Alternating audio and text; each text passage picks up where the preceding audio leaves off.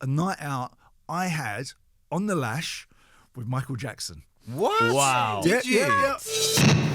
Mr. Martin Kemp this morning. Good morning, Martin. Thank you, guys. Morning. So nice to be here. Makes a change being in this studio rather than my boys. Yes. I was going to exactly. say, so for people that don't know, so Martin Kemp's son Roman does the Capital Breakfast Show, but is literally at the end of this hallway. He is. We can see the studio from here. Yeah, I'm going to pop in a minute, look through the glass and just take the mickey out of him. Absolutely. I was going to say, you've Throw him got, some rude signs or something. you've got to go and say hello to him at some point, haven't you? Great to see you, mate. Thank you very much for coming in. By the way, we're live on the Global Player app right now, so you can see I have to say, we were just discussing this before you came up, Martin, the devilishly good-looking Martin Kemp. You've aged like a fine wine, haven't you? I do not know anything about that. You know, Poor I'm Roman. surprised I'm still here, to be honest. You know, after the 80s. Well, I was going to say, after reading some bits of this book, I'm surprised that you're still here as well. Because to understand the 80s, you have to understand what came at the end of the 70s. And the end of the 70s was so black and white. We were talking, you know, pop culture was punk. It was all about no future. It was all about no ambition. The punks wanted to bring everything down. The way they dressed was all in black and white. And then it went into the 80s. For me, it was the first time I had colour television. Magazines like Smash Hits and Record Mirror were colour. The whole thing, it was like someone had turned the colour switch on in life. And that was the beginning of the 80s. Don was reading very different magazines in the 80s, but we won't go into that. Hey. We won't go into that right No, I used to love I Smash couldn't Hits. quite reach those. Yeah, no.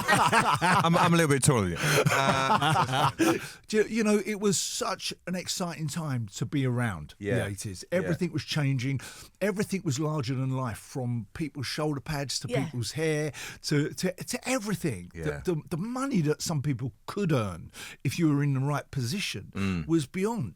So it was a time that we all look back at and think it was, you know, an incredible decade. That's why I wanted to write about it. For 80s kids and people that lovingly remember the 80s, this book is so 80s. And I mean that as the best compliment in the world. Yeah, that's what I because wanted. it's you hanging out with George Michael and Boy George in the Blitz. It's a who's who of British 80s culture, basically. Yeah. And there's one in there that I almost forgot. Well, I did forget all about until someone recently reminded me.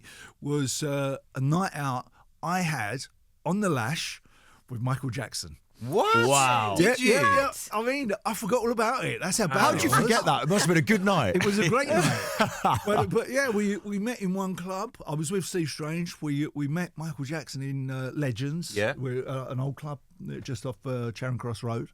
And then we walked down to the Limelight and we spent a night clubbing and drinking with Michael Jackson. But That's what amazing. is really bad was I forgot about it. You know, so anyway, it's it was part of the 80s. That's a sign of a good night. Isn't it? I still drink in the same pub with the same mates. I've never been on a night out of anyone as cool as that. No. Absolutely ridiculous. Do you know what I remember most about that night, though? Is walking up Regent Street and seeing his trousers kind of like 6 inches off his ankles. Yeah, And it yeah. was just the start of that, because it was at the time when he was out publicising Off the Wall. So Right. it was before he was Michael Jackson's Thriller.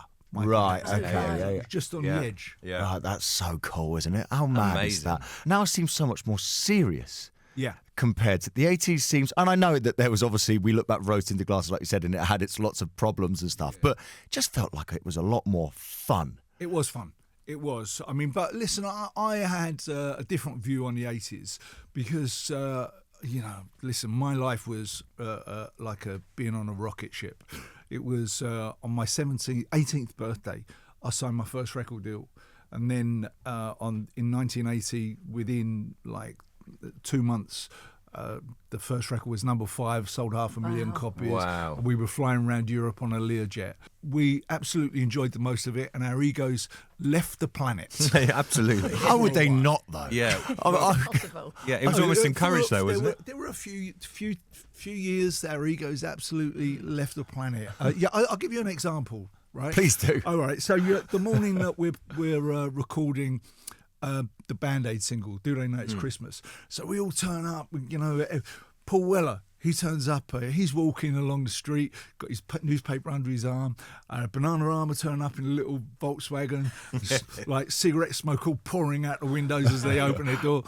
Spandau left the planet. turn up in this great big limousine. Yes. It's the biggest car that you could ever imagine. One the Queen would arrive in. Right? And so one of the reporters go up to my mate, it's true, go up to my mate in the band and goes, have you got anything you can say to the poor people of Ethiopia? And he goes, yeah, I just want to say, sorry we couldn't tour down there this year, but we'll tour next year. And that's where our heads were at. That was it. That was our egos. Whilst recording a big charity single as well. Yeah. But you know, I look back at those days and I think, listen, I'm so pleased that we went through that. Yeah. Because I would hate to sit here today, 10 years, one of the biggest bands in the 80s, and not have that moment. The Chris Moyles Show.